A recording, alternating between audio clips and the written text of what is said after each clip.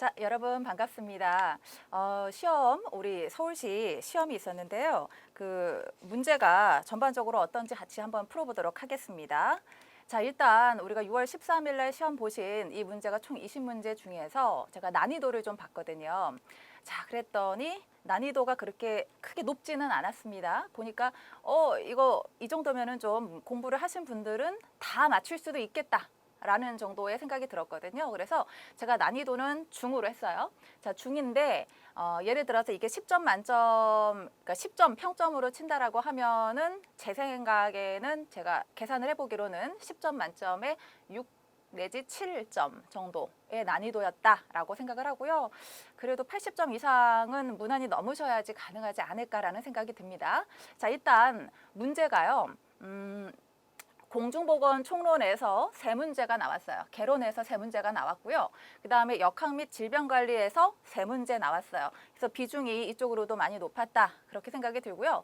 또 이제 최신에서 이제 코로나19와 관련된 문제가 반드시 나올 것이다. 라고 생각을 했는데 당연히 나왔습니다. 그런데 이 문제가 감염병에 대한 문제가 아니었고 이것도 역시 역학 문제였기 때문에 역학 문제가 저쪽 세 문제가 된 거고요.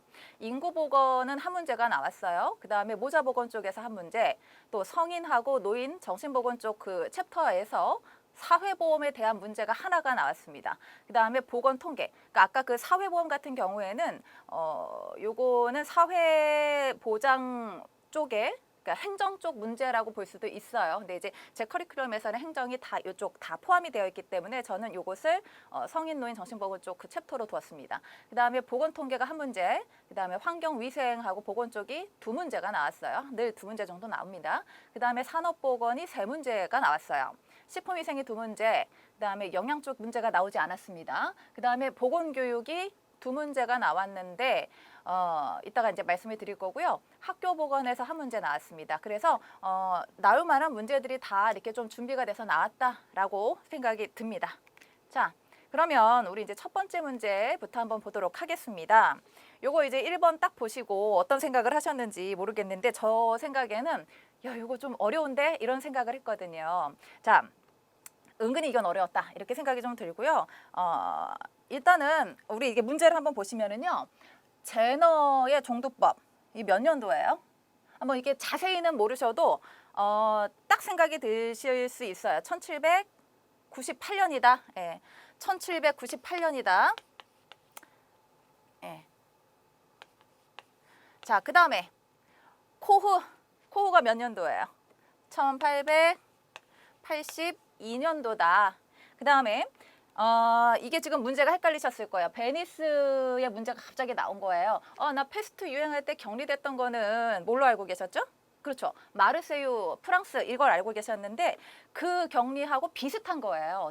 어차피 비슷해요. 그래서 베니스가 나왔다고 어머 내가 이거 모르는 문제인가 봐 라고 생각 안 하셔도 괜찮다라는 거예요. 자, 그래서 이 베니스 같은 경우에는 프랑스 그 마르세유 격리보다 조금 더 전이었어요. 조금 더 전이었어요. 그러나 비슷해요. 얘는 정확하게는 1374년이고요. 1374년이고 마르세유 격리 같은 경우에는 1300그로부터 그렇죠. 9년이 지난 1383년이에요. 자, 그다음에 독일의 비스마르크 질병보험법 요거 나오죠. 비스마르크 나오면은 몇 년도예요? 800. 그죠? 83년이다. 이렇게 알고 계시면 되겠죠.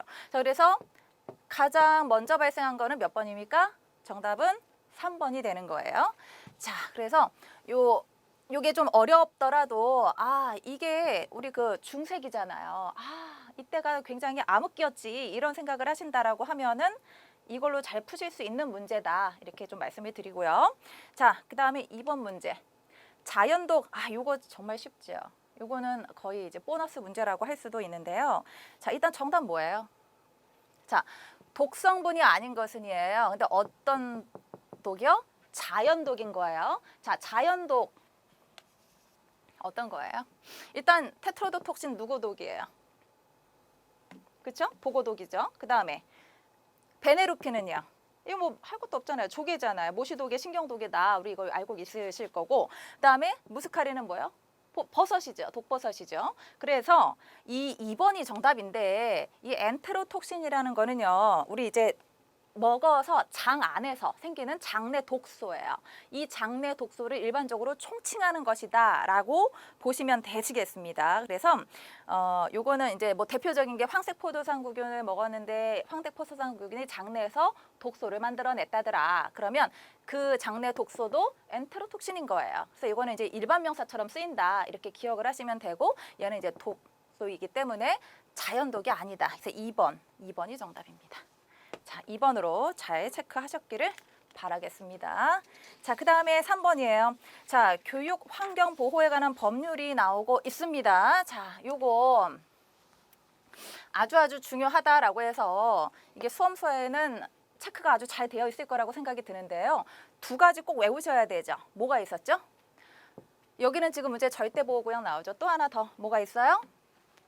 상대보호구역이라는 게 있죠. 자, 일단 절대보호구역 요거 몇 미터입니까? 학교 출입문으로부터 직선 거리로 몇 미터? 그렇죠? 50미터. 그래서 정답은 몇 번? 1번입니다. 그런데 상대보호구역도 잘 나와요. 요거는 몇 미터예요?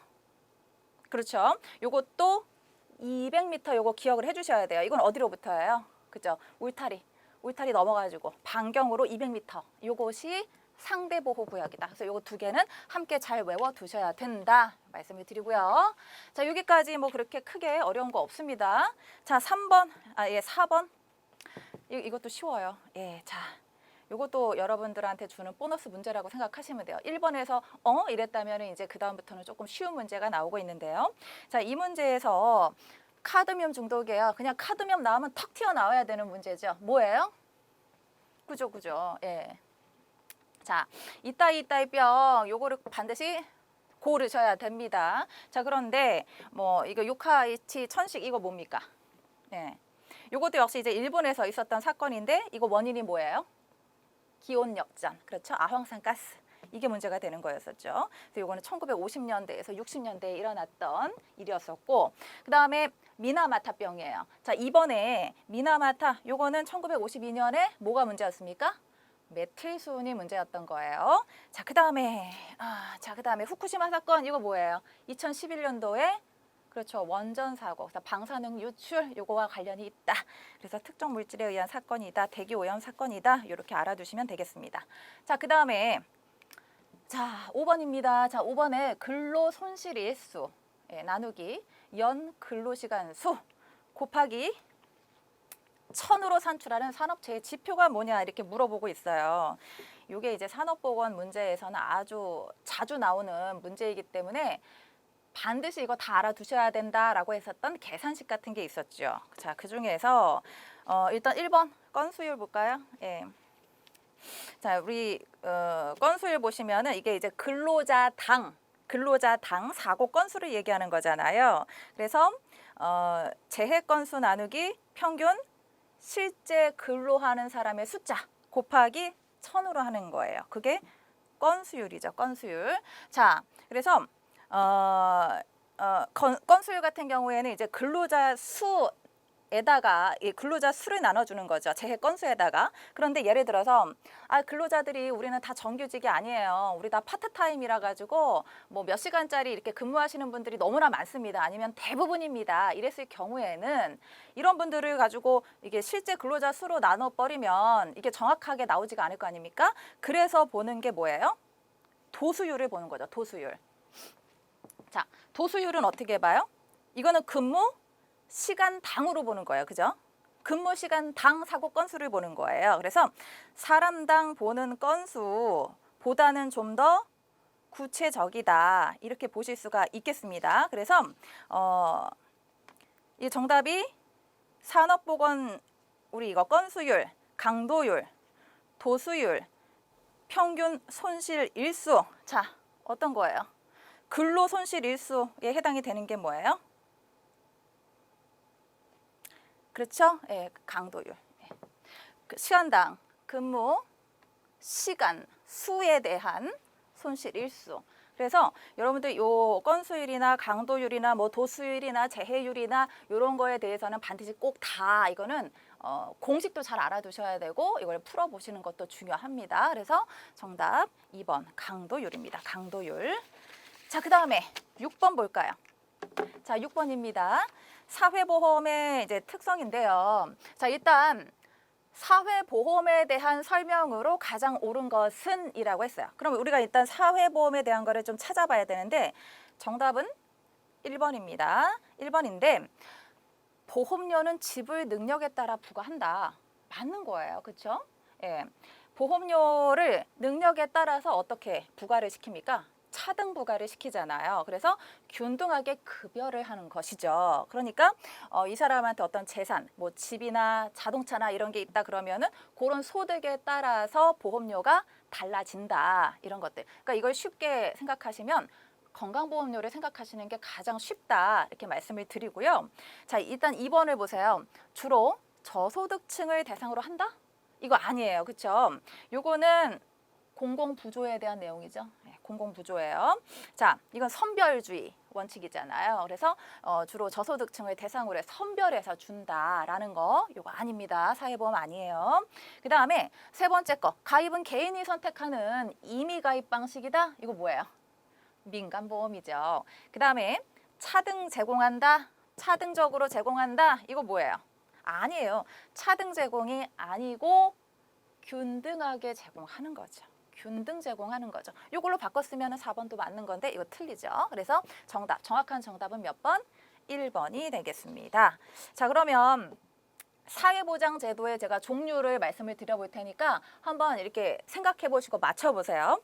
자, 일단 우리가 사회보장제도를 보면